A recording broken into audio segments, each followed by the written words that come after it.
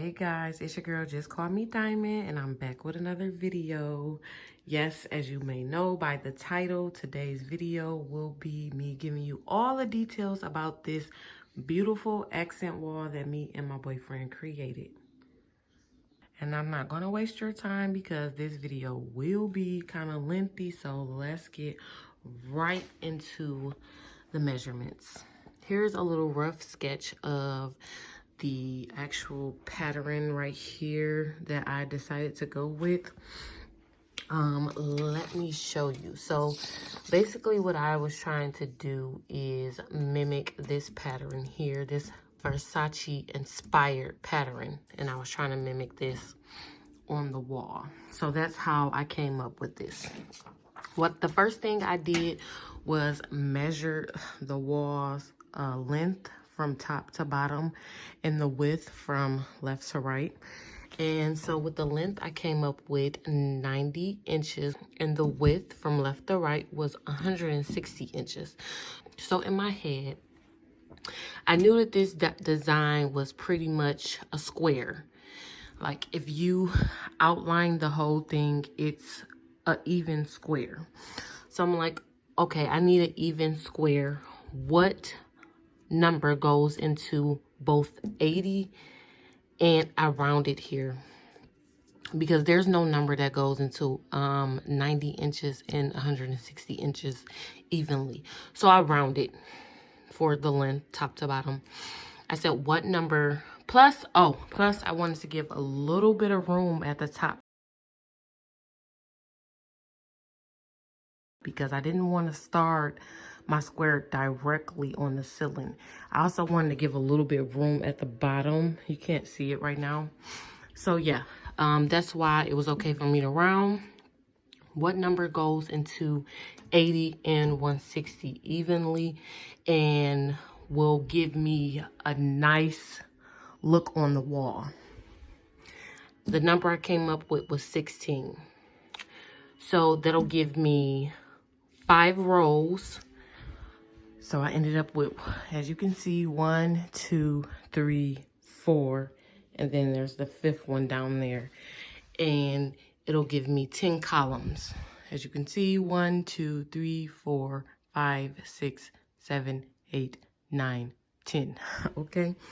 So that's how I ended up with a 16 by 16 inch square I knew that I wanted to use. Okay, so then what I did was I got a piece of cardboard. I cut out a 16 by 16 inch. It's inches. I don't know why I put feet there. I cut out a 16 by 16 inch square on a piece of cardboard. Then I asked myself, what number can go into 16 evenly? It was 2. So I made all of, I don't know how to explain these little pieces that I use. I just made them all to be 2 inches. Now, when we went to the store, these pieces of wood was not 2 inches. They was just short of 2 inches. I'm not exactly sure how much it is. Maybe it's like 1.5 inches. I think it was 1.5 inches. I'm not 100% sure. Don't quote me. But I'll give you guys the detail on what kind of wood we use in the description bar. But when I was drawing it in my head, it was 2 inches. So I just was consistent with 2 inches throughout this whole shape. I started with 2 inches here. I went 2 inches up. I went 2 inches out, 2 inches down, 2 inches this way, 2 inches that way, 2 inches that way, and 2 inches that way. That's how I started out. But when I got to playing around with it, I ended up creating a bigger space here and a little small space here. I kind of just played with the numbers, y'all. These are the numbers that I ended up getting. So screenshot this if you need to. Your numbers can be completely different from mine's. Maybe if your wall is larger or longer.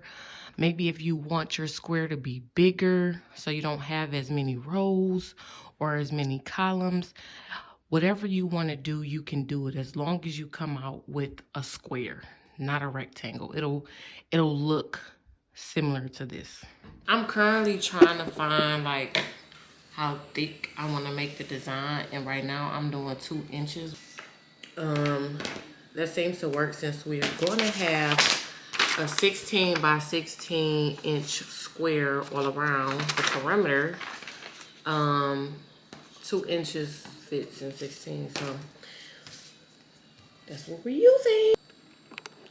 And y'all, actually, again, like I said, I'm a precise type of person. When I measured this cardboard, I measured it at 15 7/8 of inches, or of an inch, because I wanted to make room for error. So like when we're putting it on the wall, if something is not in slightly not in place like it's supposed to be, then it won't make a big difference, because I left room for error and fuck ups because we're not professionals.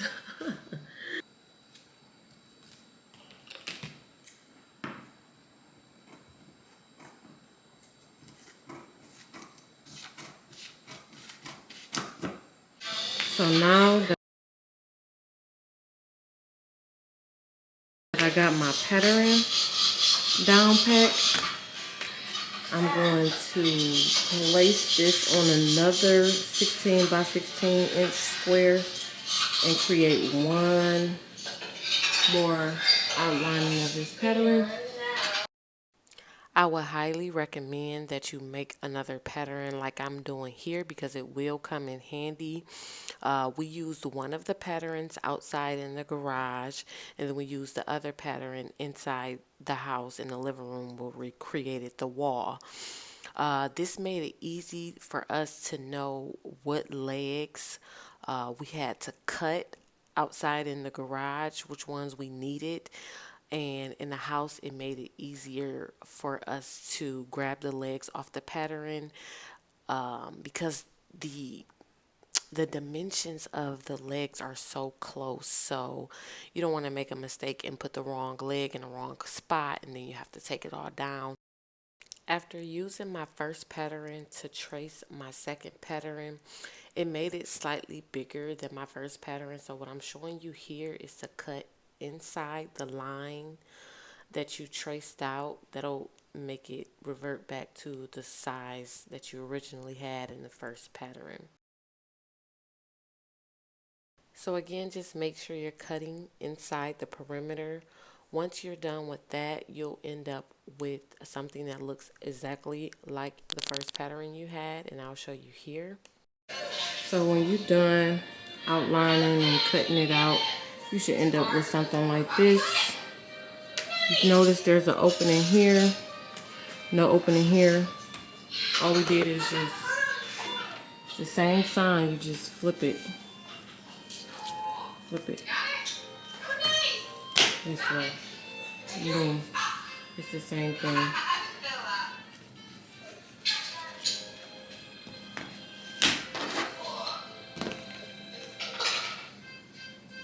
You could pretty much flip that design any way you want to. I could flip it this way if I wanted to.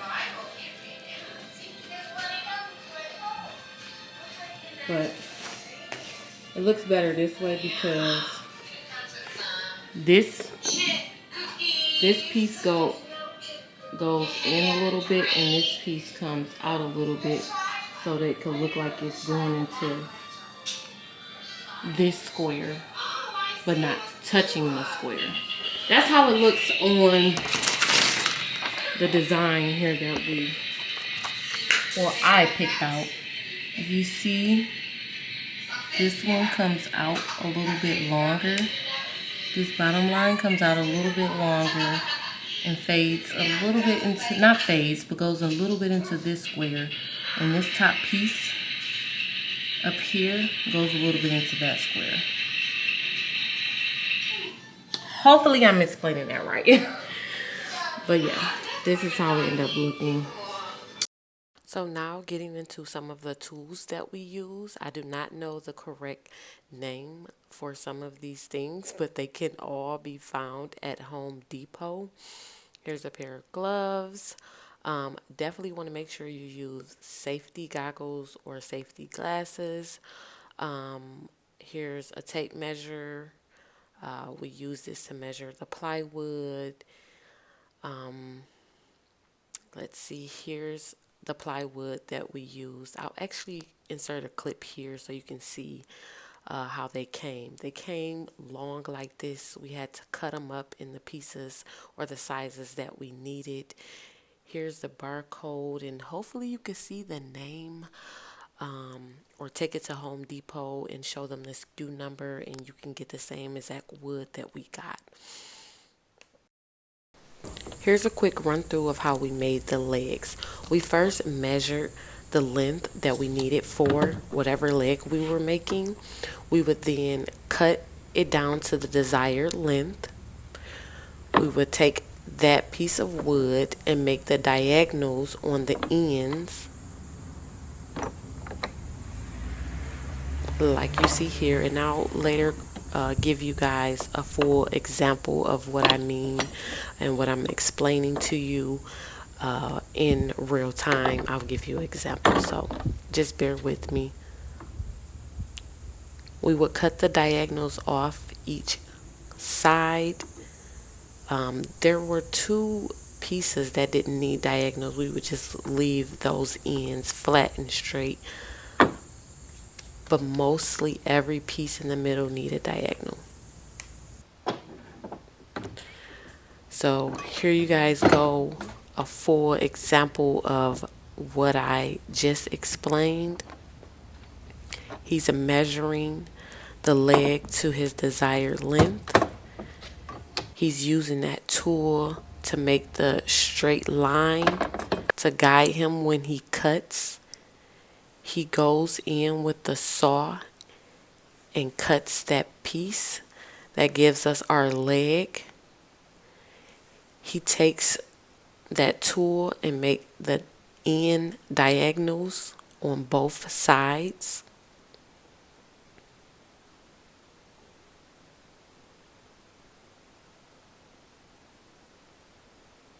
You got to make sure you flipping the tool to make sure you get the right diagonal as well. It'll all make sense once you start doing it. Here, this machine actually measures the diagonal for you. So this is at a 45-degree angle, which is exactly what we want. We cut that and it's going to be a perfect diagonal. I'll also be listing the machine here, the saw that we use, down in the description bar below. I'm sorry I can't find the clip that shows the name of this actual saw that we're using. Here is just some of the lengths that we have for each leg. We have 16 inches, we have 14.2 inches, we have 12 inches, another 12-inch leg, we have 6 inches here, we have 7 inches here. This leg is another 6 inches, and the last leg is 11 inches. That is the length for each leg that we used in this pattern. So here I'm showing you guys how we went about the spacing between each pattern that we made. We used a piece of plywood to put in between the top and the sides of the pattern to separate them, and we did that throughout the whole wall, so it's very consistent. As you can see, everything looks evenly distributed from one pattern to the next. A very important thing to note is that we applied these patterns to the wall, taking it one row at a time. So we went across horizontally applying the first row, and then we went to the second row, the third row, the fourth row, and then the fifth row. It is much easier this way. I'm not sure what will happen if you try to apply them vertically. It may turn out right. I'm not sure because we didn't do it that way. Also note that this pattern is being flipped. If you look closely, every other pattern is the same. So we do it one way, then we flip it, we turn it back the other way, and then we flip it. The blue tool that D'Angelo is using is called a leveler. He's using that to make sure that he placed the legs on the wall straight up vertically and straight across horizontally. I'll also be sure to link the nail gun that we use down in the description bar below. I'll just let you guys finish watching him while he works on this pattern and the next pattern so you can see this pattern done and then how he flips it and does the next pattern.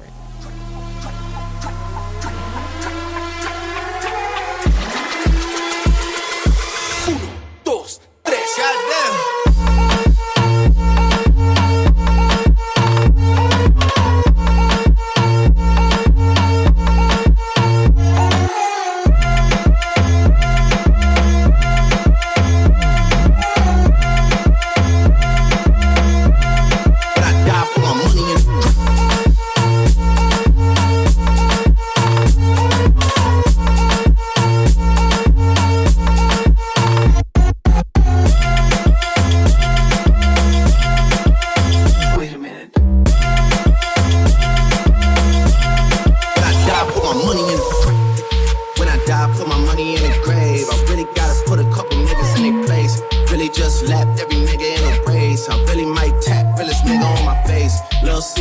Let it slap with the bass. I used to save hoes with a mask in a cave. Now I'm like, nah, love, I'm good, go away. Ain't about to die with no money, I done gave it. I was on top when that shit meant a lot. Still on top, like I'm scared of the drop. Still on top, and these niggas wanna swap. Niggas wanna swap like it's lost in a watch. I don't wanna change cause I'm good where I'm at. Small tie, so I'm always good where I'm at. Word of Junior, Jazzy, Baby J. Tell them when I die, put my money in the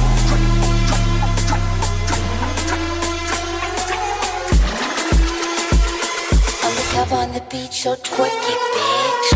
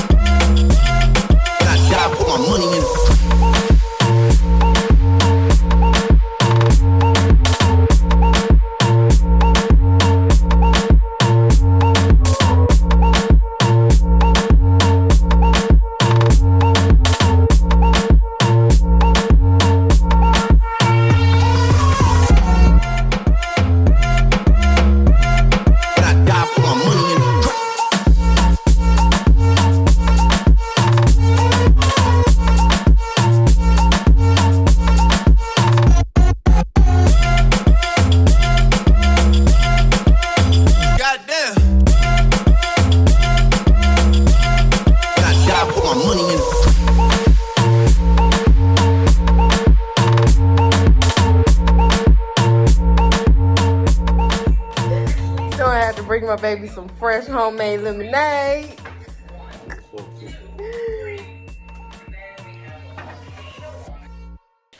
So here we had to make this pattern fit around the outlet. So what we did is just place the plywood up to the outlet and made the markings to where we needed to cut. You'll later see us do this again with another piece. It was only two pieces that we had to make adjustments to fit around the outlet. She fucking good and she on to the next. Really living large, she ain't all with a Mac. These niggas think it's small in the mall with a rack. Roll with us if you really wanna get it. Go get a $500,000 in a sprinter. Phone ringing, bitches know a big cripple. I got the hook up and there really no limit. Dead boogies and you nigga DNA. Ricky Spellers indicated with the gate. Little nigga, it's another state case.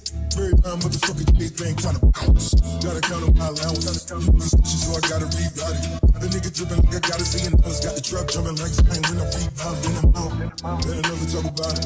The homies style, but we all smoke the loudest. Rich niggas don't really being modest. Cause the way I do my deals never treated like an artist. No house.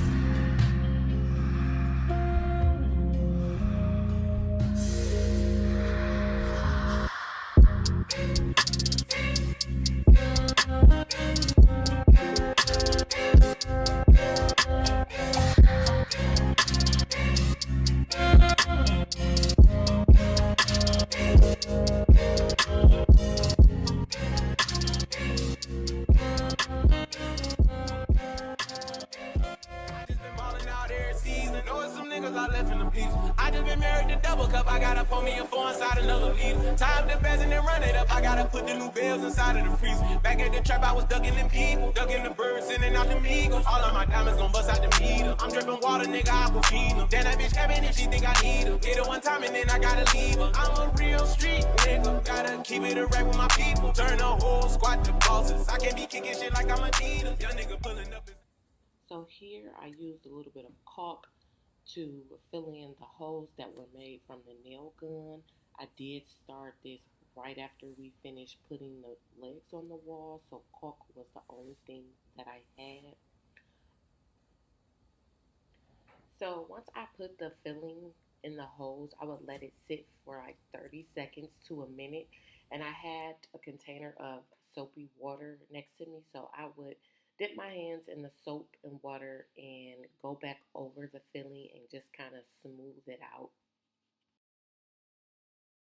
And as you can see here, once you start filling in those holes, everything begins to look more solid.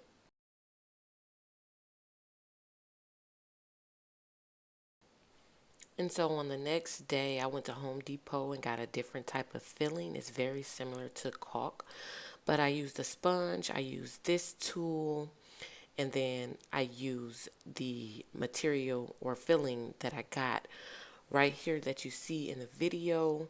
And like I said, it's just a better consistency, made me move a little bit faster because it was just a little bit thicker and it could fill the holes better. And since I'm going to be dealing with these large corners and I don't know what to call them, splits in the pattern, I needed something that was a little bit more of a thicker consistency. As you can see here, as soon as I rub that on, it's pretty much filling. I just need to go in and smooth it after it dries, and later on I'll be sanding everything down, so I'll have it really, really smooth before we apply the paint.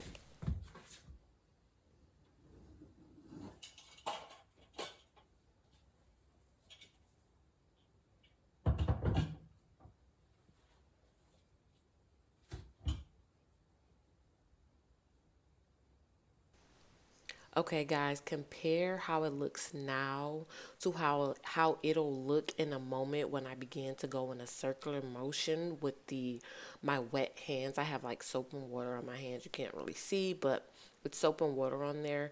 And again, this is where I smooth it out. As you can see, the slits begin to disappear and the pattern looks like a solid piece. And once everything dries, it'll look even better. And so here's how it looks once I finish and everything dried just a little bit. It begins to look like one solid piece. You can't even tell I had 8 legs that I put up there and put together. Here I'm sanding each pattern down just to make it even more smooth. So it's very necessary to do this before you go in with paint. This sanding pad that I'm using is medium. You can get this from your local Home Depot store, probably Lowe's, any type of store for home improvement. And so here's how everything looks right before we put the paint on. I was absolutely in love with it right at this point. So I knew once the paint went on, it was going to look immaculate. Yes, I love it, y'all.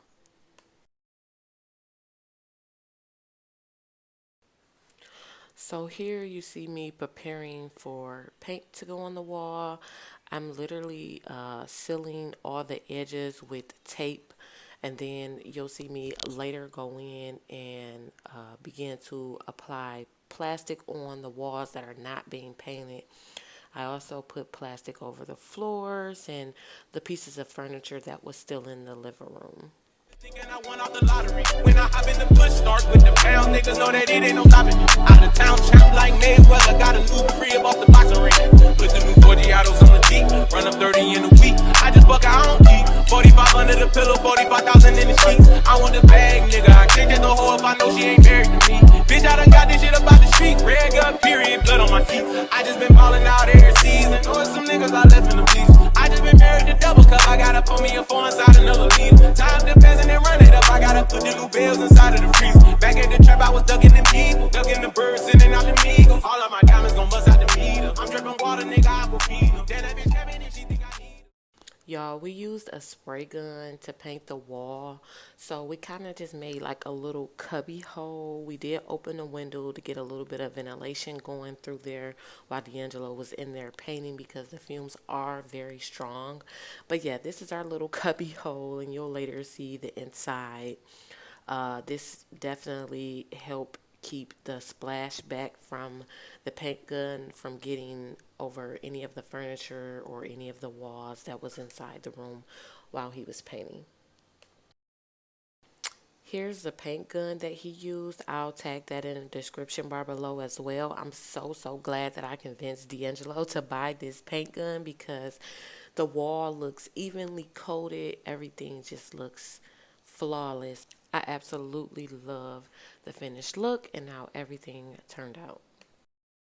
So D'Angelo's method for painting this wall was to first go horizontally across the wall from left to right, and then for the second coat he went vertically up and down. So as you can see, he's applying the second coat now, and then he kind of just went in and touched bases on the spaces that needed more paint, like the cuts and creases, you know, inside of the pattern.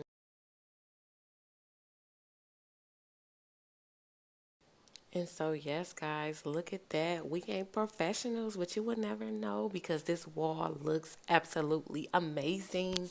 Yes, if you like this wall, please hit the like button, subscribe. I'll have more DIY projects coming. I'll also be giving a full house tour. So go ahead, hit the subscribe button, turn your notifications on so you don't miss a thing. Thank you all for watching. See you on the next video. I'm a real street nigga, gotta keep it a rap with my people. Turn the whole squad to bosses. I can't be kicking shit like I'm a dean. Rap shit, I ain't gotta cap shit. I been getting cheese like I'm Bell B. I'm in the 2-seater with 2 bad bitches. Black and white, I'm finna have a zebra. She wanna ride in the back, cause I been having them racks. I ain't showing. She say I ain't got them racks. Thought you know me better than that, but they ain't knowing. She say my BBS is so annoying. I bought a coupe to spoil her. She wanna look out the roof in the morning. Why I got her